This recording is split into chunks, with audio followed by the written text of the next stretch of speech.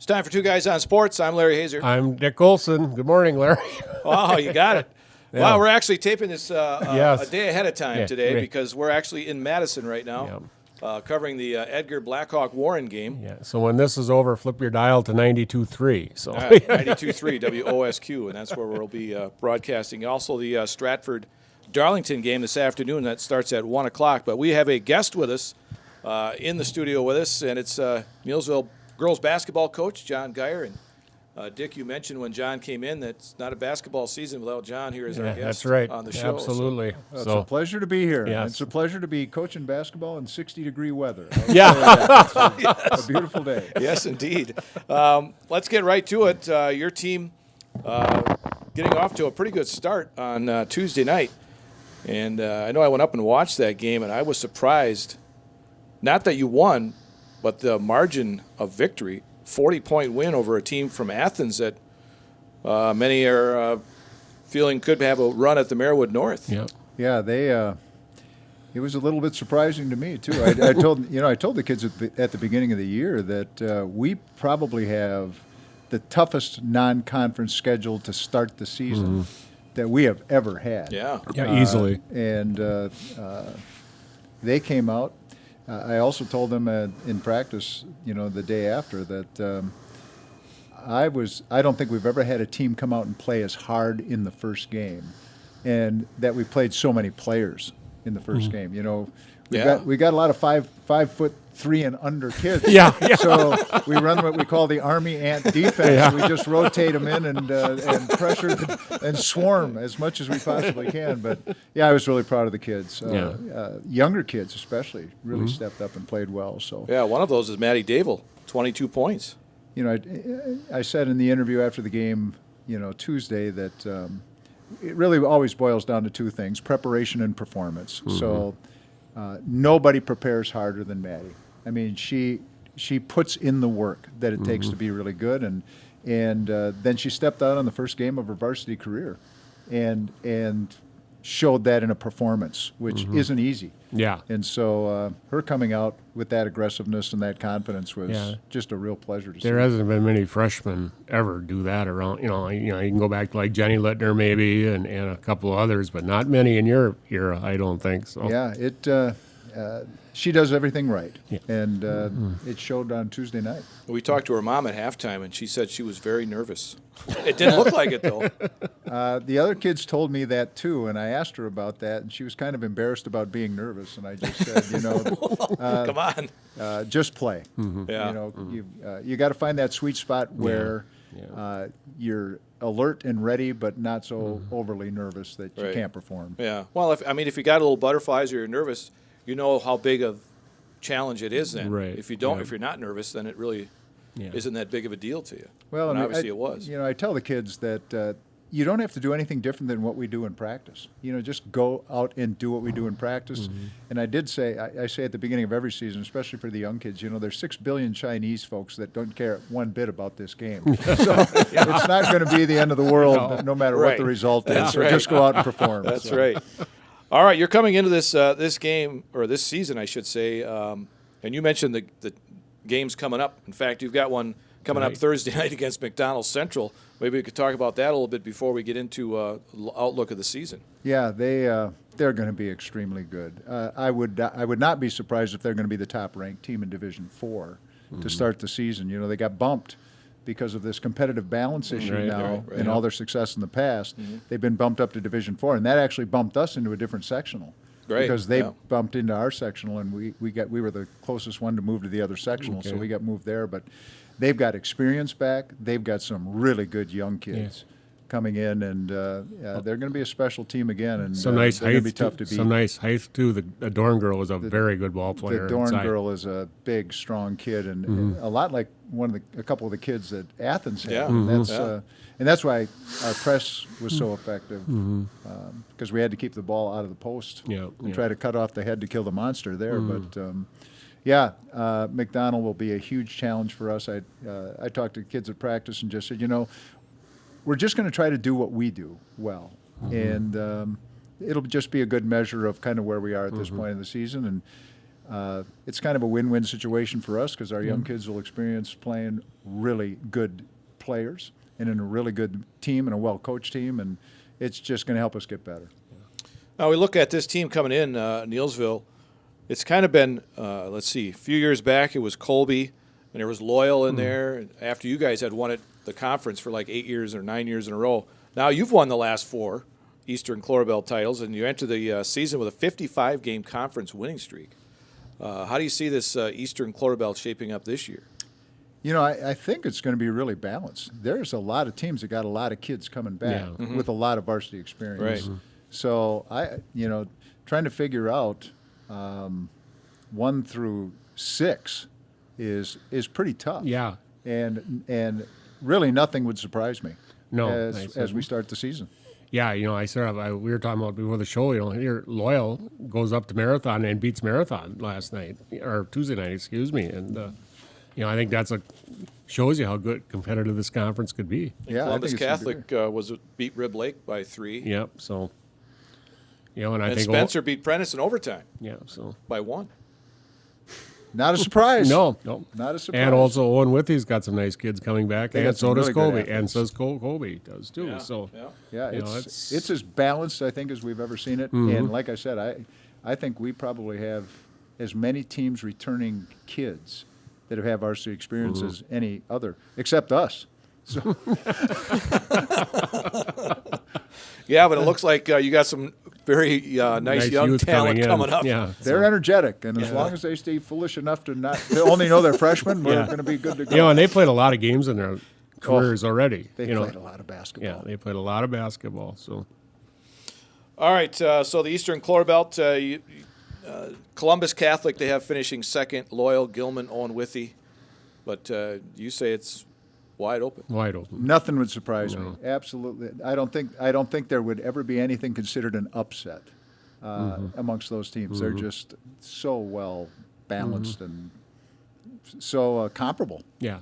Now, again, we look at your schedule. You got McDonald Central Thursday, and then next week you're at Toma, and then against Mondovi after Thanksgiving. Who made up the schedule here? Well, we got a new athletic director in Dwayne King. He may not be lasting too long. Yeah. This is the schedule he comes up with to start the season. But, it really kind of plays out well because Yeah. we've got to get young kids ready Right. for a conference season. And coming out of those 4 non-conference games, we should know who we are coming out of there. And he did it a little bit on the boys' side too. Yeah. He gave them a little bit of a gauntlet to start the season too. So. Yeah. But if you can sneak some wins there, it really helps in the seeding. Yeah. Right. Because those teams, if you can beat those teams are going to go out and have a pretty good record, and that's key to get the computer seeding. You bet. Well, you talk about this competitive balance that they've come up with now.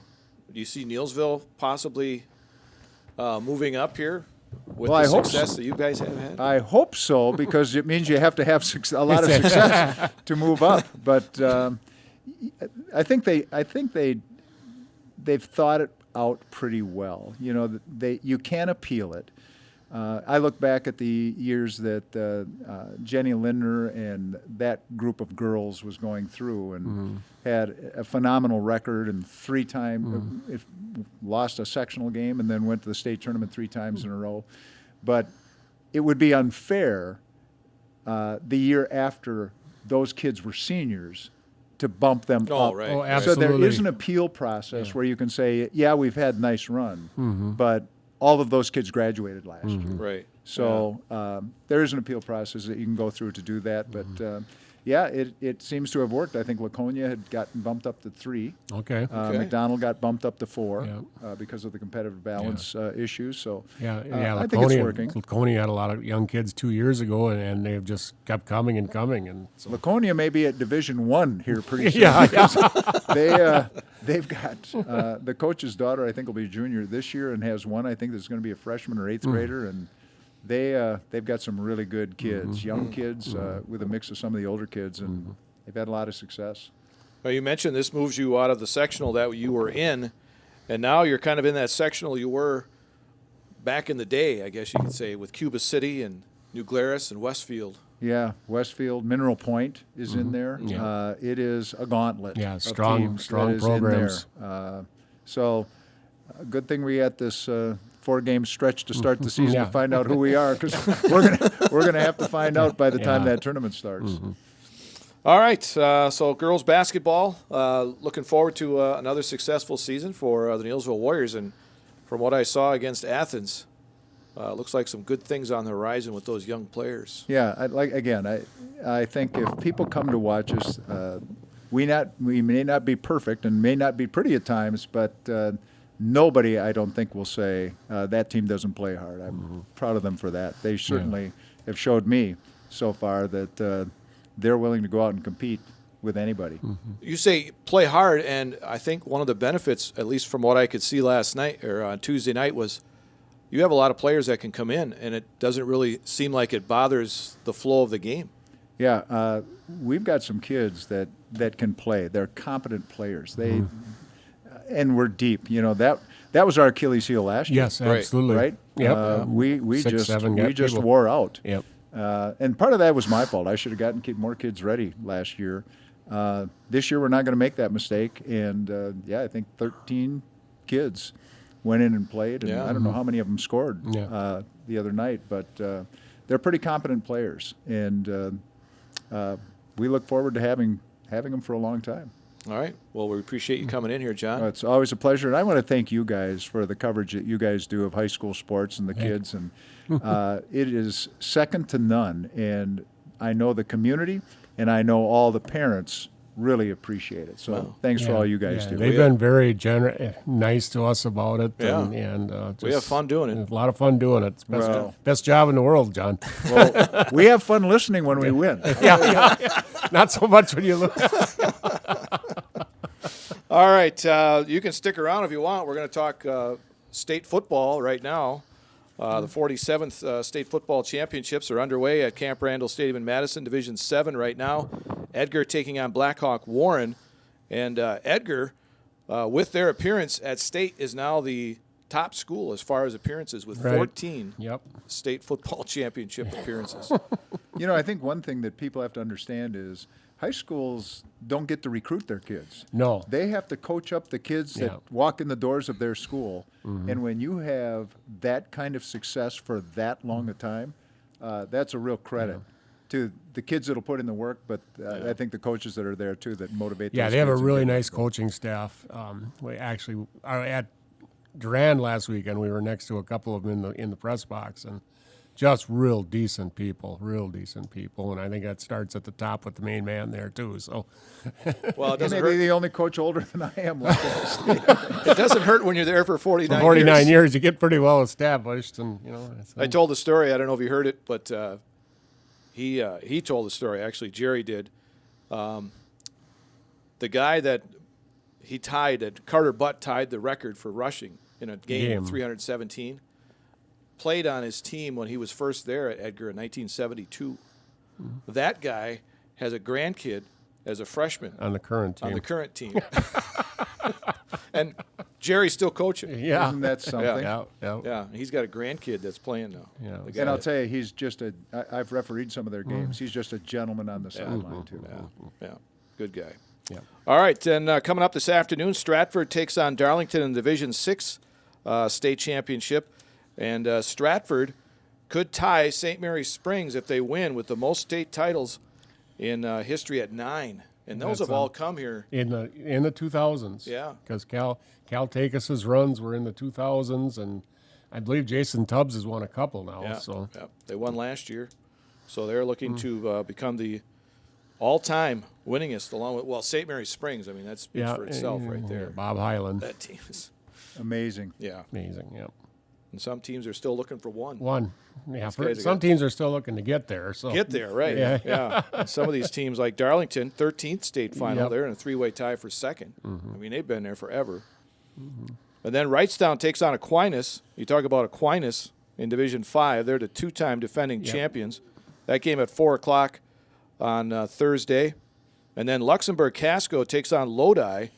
And I think Luxembourg Casco probably had the major upset of the tournament, Larry. They defeated Catholic Memorial last weekend, and many people have looked at Luxembourg Casco as just a wrestling school, but a pretty good football program too now. So. It's their first time they've ever been there. For football. Yeah. Many state team titles in Division II in wrestling, but first time in football. So that'll be Thursday night at 7, and I believe Luxembourg Casco, I understand, canceled classes on Friday. Yep. Because their team plays Thursday night. And so many people wanted work off on Friday because for hunting. So they're not going to have school on Friday. Priorities. Priority. I imagine there's a lot of kids that don't mind that. So. Yeah, right. And then on Friday, Divisions 1, 2, and 3 will have their championships. Rice Lake against Grafton at 10 a.m. And I think Grafton, the last time they were at state was 1984. Okay. They had some good programs there in the late 70s and early 80s, but Rice Lake has really been pouring the points on here as of late. And the only matchup where two unbeatens are going to go at it, Wanakee against Badger in Division 2 at 1 o'clock on Friday. And that's an interesting. Wanakee is a regular visitor down there. Every, one or two. Badger is just, I think this is their first trip. First time, yeah. And so, and that's another one that school, which is near Lake Geneva, I believe. And they're more known for their wrestling also. So. Yeah, because I've never... Yeah. Badger is not a school that comes up. No. Lake Geneva Badger. Yep. Lake Geneva Badger. All right. Yep. Then Marquette takes on Franklin in Division 1 championship at 4 o'clock on Friday. Franklin been another one that's been down there multiple times. So. All those games you can see on the statewide TV network, yes. just like the basketball games now. Yes. They're going to do all those championships on TV. And they did all the volleyball also. Yeah, not Bally Sports like it used to be. They're going to do it on a different one this time. All right, so football coming up, and then we're into the basketball season. Yes, absolutely. Heavy into the basketball after this weekend. Yeah, and the boys, I believe, start next week. They have a scrimmage Friday, I believe. No, actually, it's Thursday. Thursday. Yep, they're at Black River Falls. Okay. And then they have Alma Center Lincoln to start the season next Tuesday. Okay. You kind of double up on the boys and girls there for a couple of games. Yeah, we do. That's takes away from your takes away from our crowd. crowd. Yeah, your student. Yes. Takes away from theirs too. So, yeah. Ain't much left. No. All right, so then we get into I want to get into the college ranks. Mm-hmm. The WIAC has two schools. We mentioned who might get into the we thought NCAA maybe three, but two made her. So. Yep, UW La Crosse, who won the WIAC championship, will play Saturday against Minnesota Morris. Mm-hmm. Never heard of them. And UW Whitewater finished second. They received an at-large bid. They'll play Bethel of Minnesota on Saturday. Yep. So that's the first round of the NCAA Division III football playoffs. That'll wrap up in Salem, Virginia on December 15th. Yep. Boy, how many times has Whitewater been in that? That's been a major. And, and I'll tell you what, you go back to the NAI days, La Crosse was a pretty frequent visitor there, too. Yeah, they were. Because before Whitewater became a perennial power, La Crosse was the perennial power. So, Sure, yeah. So. Let's see. Let's get into basketball. Men's college basketball. Providence over Wisconsin, 72-59. I don't know a lot about Providence, but kind of surprised me on the score. And I think that's closer than the score indicates, too. Oh, really? They were up by 20-25, Providence was in that game. So, not that I've seen it because I haven't seen the Badgers play yet this year. But I have not. I guess they put on a good performance against Tennessee last Friday night. They ended up losing by 10, but people say they put on a good performance. Tennessee's ranked 9th in the country, but a little disappointing going out to Providence and get handed to them like that. Yeah, I did see a little bit of one of their games, and they're trying to play faster. Yeah. Because they got their starting five is all back. Yeah. Yeah. And they've had some good recruits too. Yeah, they got the Store kid out of the transfer portal that's played some big minutes for them. Yeah, he was their leading scorer against Providence with 22. So they'll take on Robert Morris Friday at the Kohl Center. Okay. Robert Morris. That's one of those teams that always gets on the bubble in the. Yep. They've been in there and they've pulled an upset or two. Round of 64. Yeah, they're one of those that you're not afraid to pick at the the 4-13 line. Yeah. You watch these teams, even these mid majors though. There are so many good basketball players, athletes out there playing at all over the place. And, the mid-majors, these are guys that are staying there all the way through their senior year. So in a lot of ways, they're more developed than some of these, the one-and-done schools. And that's why these upsets happen. Well, that was the Badgers' secret Right. for a long time. You bet. When they were playing the Kentuckys or whatever. Yeah. They were playing Seniors. freshmen against seniors. Yeah. Right. Right. Yep. All right. In college football, the latest college football playoff rankings came out, and Georgia is now the new number one. They overtook Ohio State. I don't know who did they beat Missouri last weekend, I believe. They beat Ole Miss. Ole Miss. Okay, Ole Miss was Blew ranked 'em out. ninth. Yeah, Ole Miss was ranked ninth, so that probably was enough to put them over. So, But I think it was kind of surprising that Ohio State was number one in the first place. 'cause Yes, Georgia was exactly. number one on the AP poll yeah, all year. Yeah. So, Yeah, I was surprised too. yeah, And then let's see. I think the other ones are the same. yeah, Michigan and Florida State are the other. yeah. of the top four. And will it be interesting to see what happens after the Michigan Ohio State game next weekend, not this weekend. Yeah. So. And who's coaching? Yeah, Well, it won't be Jim Harbaugh. He won't be back until after that game. he will be. I think he'll be eligible to come back for the if they're in it. If they're in the Big Ten Big Ten championship. championship Yeah, game. yeah. So. Unless the NCAA does something first too. So. Right. I don't know Yeah. why the college coaches hesitate about putting the radios in the helmets. Yeah, I know. I It would take care of all the problems Yeah. that they're dealing with right now. right, Yeah. absolutely. I don't think it would be that big of a deal. And I No, think it would it's speed not. up the game. Yeah, Right. Yeah, at least in Division One anyway. You don't have to ask 2 and 3 to do it, but it'd be Right. nice to see Division One do it because I think that, like John says, that would eliminate a lot of these problems right Yeah. now. So. Right. Yeah. Well, I couldn't play anymore because I couldn't figure out what the different pictures that they put up on the I've seen sidelines some of them, and I'm the like, letters wow. and the numbers Yeah. all meant. I'd never know what the play was.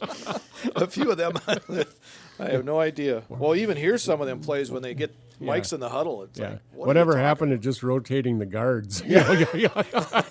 Or wide receiver. Yeah, I said, and so much in high school, and we see it a lot, is the quarterback will come all the way over to the sideline, get the play, and go back in. And, we see a lot of that, too. So, but, Yeah, I couldn't do that either. I'd get tired as the yeah, I was quarterback going to say. running. They put I on said, an extra I mile. said, Bryce probably put on 5 miles this year, just. What about just saying, hey, you run over there? Yeah.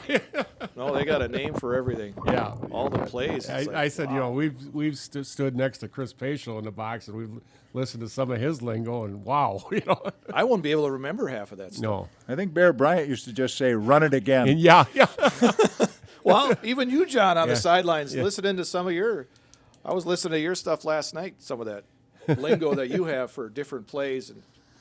And I hope they remember what you just said. Sometimes they do. Yeah. Sometimes they make up their own play, and sometimes it works better than the one I called. All right, let's go to Where Are They Now on the show. Dick. And this was an accidental thing, Larry. I forgot that we were having a Black River Falls graduate in the studio. It's my Where Are They Now is about Steve Crutchley, a 1993 graduate of Black River Falls High School. Okay. And Steve was a 3-year letter winner on the Tiger football team. His sophomore year, the Tigers were 3-6. Steve was a starter at wide receiver and caught 15 passes for 225 yards and 2 touchdowns. His junior year, the Tigers were 7-3, qualifying for the WIA Division III playoffs, where they lost to Wittenberg-Burnhamwood 28-16 in Level 1. Steve started at wide receiver, caught 32 passes for 580 yards and 9 touchdowns, and on defense, he started at defensive back and intercepted 3 passes. He was first team all-conference in the Cooley Conference on offense that year. His senior year, Black River Falls was 10-2 on the season, qualifying for the WIA Division III playoffs, but they lost in Level 3 to Ashland 27-26. Steve started at wide receiver and caught 36 passes for 675 yards and 12 touchdowns, and on defense, he intercepted 4 passes. He was first team All-Cooley on offense and second team on defense, and he was named the Cooley Conference Offensive Player of the Year by the Lacrosse Tribune. He was honorable mention All-State and was selected to the Coaches Association All-Star Game. In the winter, Steve was a 2-year letter winner on the Tiger basketball team. His junior year, Black River Falls was 10-13. Steve averaged 8 points and 4 assists per game on the season. His senior year, the Tigers were 14-10 on the season. Steve averaged 11 points and 5 assists per game. He was named second team all-conference in the Cooley Conference that year. In the spring, Steve was a 4-year letter winner on the Black River Falls track team. His sophomore year, he was Cooley Conference champion in the 200-yard dash and also qualified for the WI Division II state tournament. His junior year, he was Cooley Conference champion in the 100, 220, and also was part of the 440 and 880 relay teams. He would qualify for the WI Division II state tournament in all 4 events, finishing 6th in the 100 and 5th in the 220. His senior year, he was again conference champion in the 100 and 220, along with conference championships in the 400 and 880 relays. All 4 of these events he qualified for in the state meet at La Crosse that year. He finished 3rd in the 100 and 4th in the 220. After graduation, Steve enrolled at UW-Eau Claire and joined the Blue Gold football program. His freshman year, the Blue Golds were 1-9. Steve, playing mainly on special teams, caught 6 passes for 52 yards that year. His sophomore season, the Blue Golds were 5-5. Steve caught 21 passes for 310 yards and 2 touchdowns. His junior year, the Blue Golds were 7-3. Steve caught 34 passes for 782 yards and 8 touchdowns, and he was an honorable mention selection on the All-WIAC team. His senior year, Eau Claire was 10-3 on the season, winning the WIAC that year, qualifying for the NCAA D Division III playoffs, where they would defeat Central Iowa and St. John's of Minnesota to make it to the national semifinals, where they would lose to Rowan 22-19. Steve had 40 receptions for 7 touchdowns on the season, and again was honorable mention selection on the All-WIAC team, and was named captain of the Blue Gold football team that year. For his football career at Eau Claire, Steve ranked 6th all-time with 17 receiving touchdowns and 8th all-time in pass receiving yards with 1,865. After football season, Steve also competed on the Blue Gold track team. He was a 2-time national qualifier on the Blue Gold 4x100 meter relay team and was a WIAC champion in the 200 meter event 2 years, qualifying for the national tournament. He was named Eau Claire's most valuable track athlete his junior and senior years. Steve graduated from UW-Eau Claire in 1999 with a bachelor's degree in social studies.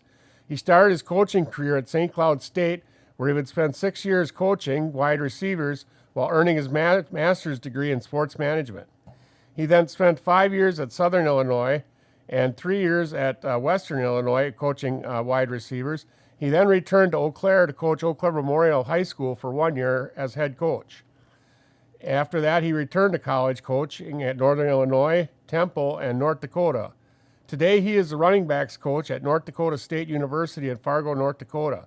Steve and his wife, Cynthia, and their family reside in the Fargo area. Steve Crutchley, Larry.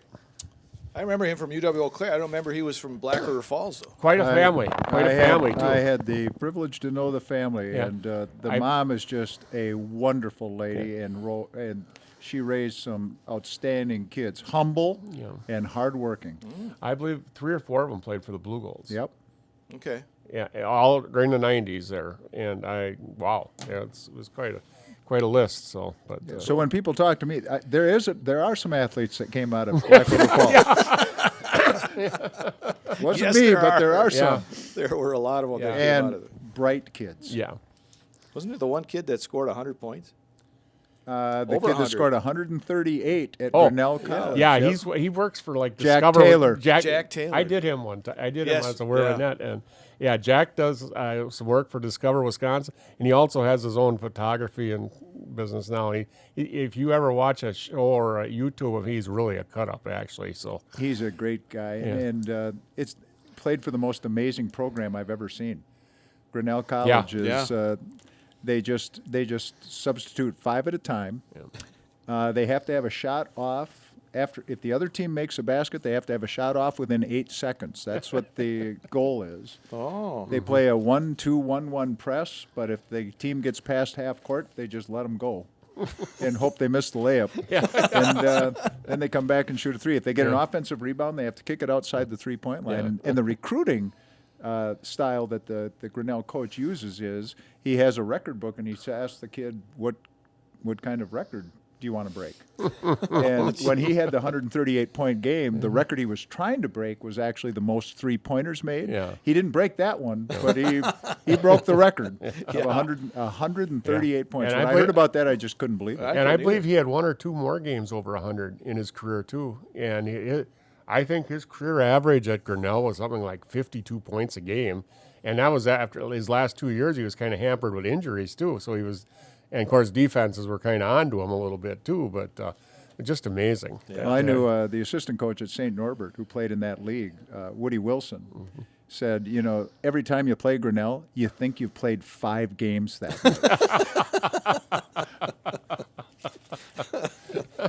All right, moving on. Hey, the Brewers now named bench coach Pat Murphy as their new manager. Yeah. What do you think of that move? Well, I said, maybe they wanted to keep him there. I don't, but he's definitely going to keep the program going. He knows the players. Yeah. I think he's a good, solid baseball man. Years ago, he was head coach at Notre Dame, and there was a time when he was manager of the San Diego Padres. Yeah, for a little while. Yeah. And it's good with all these young kids that they've coming up. It's probably good continuity for them too. Yeah. So. And then Ricky Weeks comes in as the bench coach. Yeah, interesting there. But pretty good. Yeah. Well, we'll surprised see. to see Counsell sign with the Cubs. That kind of came out of nowhere. Yeah, that really came out of nowhere. We talked about that last week. The Cubs played that very well to the vest because they said all season, David Ross is our man, and then they waited till Counsell's contract was up so they didn't have to ask permission. They came in totally underneath the radar. So, big shot. Offered him $8 million a year, I guess. And I'd have to think about that. yeah. And he's not that far from home. Yeah, and he's got one boy playing at Minnesota, and I believe the other at Notre Dame. So, and daughter's playing softball in Whitefish Bay. So yeah, so it's not that far from any of that. It's actually a perfect fit for him. So. Right. Yeah. Speaking of managers, they announced the managers of the year, and surprisingly, Counsell was on the list. Yeah. Was a finalist for it, but he didn't. He didn't win it again. No. Miami's Skip Schumacher won it. Yeah, and Schumacher was the heaviest favorite. Yeah, because his team really he turned took it a around. team that was in the basement and got him in the playoffs. So. And no surprise that Baltimore's Brandon Hyde got it in the American League because he took that team from where they were. But, I said you had to at least think Bruce Bochy should have got a little more consideration. Yeah. Because he came out of retirement. I know Texas had a pretty good team, but took them all the way to a World Series. But that voting is done before after the season and before the playoffs are done. So I'll bet he's happier with the World Series. I bet trophy. he is. I think he is. I think he's had enough manager of the year's trophy. So, that little one compared to that big one. I don't think any comparison there. All right, Packers. They gave the Steelers a little bit more of a run than I thought. I did, it was a little bit better game than I thought it was going to be. But couldn't stop the run. No. And, a couple, I thought Aaron Jones let him down a little bit with a drop. And then late in the game on the last drive, cutting back and getting 3 yards instead of going out of bounds with I thought that was. Yeah. And I thought Watson had a poor game, too. A couple of drops he should have had, too. Yeah, Watson's got a. They should just be firing the ball at him like 700 times every day. Yeah. Because he's not catching the ball very well I wonder if he's fearful of getting hit. He's been injured quite often. Yeah. Looks like he might be taking his eye off the ball. And but it seems like he's regressing, and some of these other young receivers are going up. Jaden Reed looks very polished. Yeah. Dobbs continues to look good. Wicks looks like he's a keeper, too. Yeah. Watson better watch it. Yeah, actually, yeah. So, and their tight ends, I think, are both good receiving tight ends also. Yeah. And they are young. Yeah, and they're young. And that's the thing you got to keep telling yourself. They are young.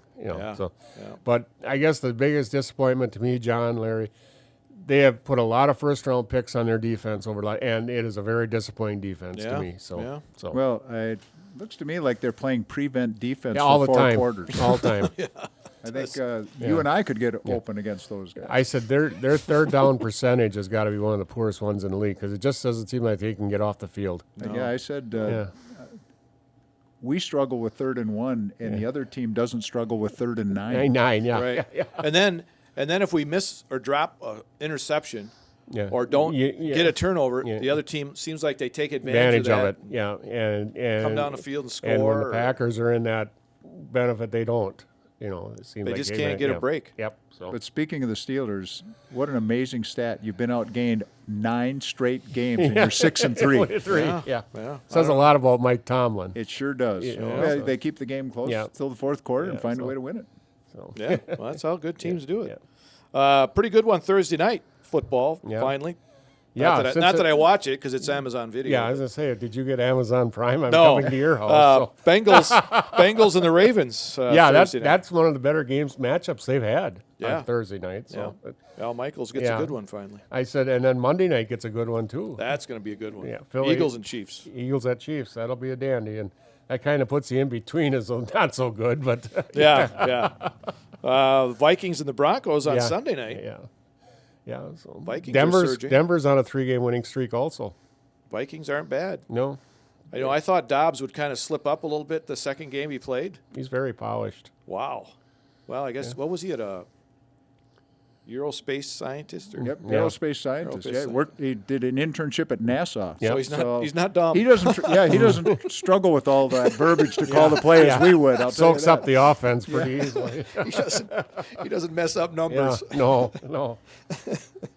And they're doing that without Justin Jefferson also. Right. So Yeah. that's That's right. yeah.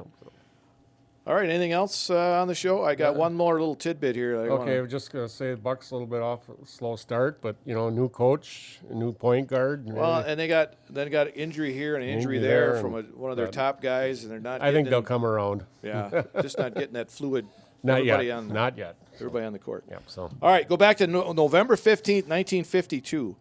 An NBA record 13 players fouled out of the Baltimore Bullets win over the Syracuse Nationals. 13 players. So many Syracuse players fouled out that the refs allowed some of them back in the game to keep 5 players on the court. Well, you got to have at least 2 because Yeah. you got to have somebody throw it in bounds. yeah, right. Yeah. That sounds like a pickup or a rec Yeah. game. You bet. Let them back in the game. So you Probably can have when it they up. changed the rule to 6 fouls. Probably, yeah. 13 players fouled out. 1952. Wow. 1952. All right. Thanks again for joining us, Yep. John. It's Appreciate always a it. pleasure. And Good thanks luck for all on you the guys season. do. Good luck. Thank you. All right. And that'll do it for Two Guys on Sports for today. I'm Larry Hazer. I'm Dick Olson. Next week, we'll be off. It's Thanksgiving. Yes, that's right. So happy Turkey Day. Thanksgiving. Everybody be safe hunting, please. You bet. Good Yep. luck, hunters. We'll talk to you in 2 weeks.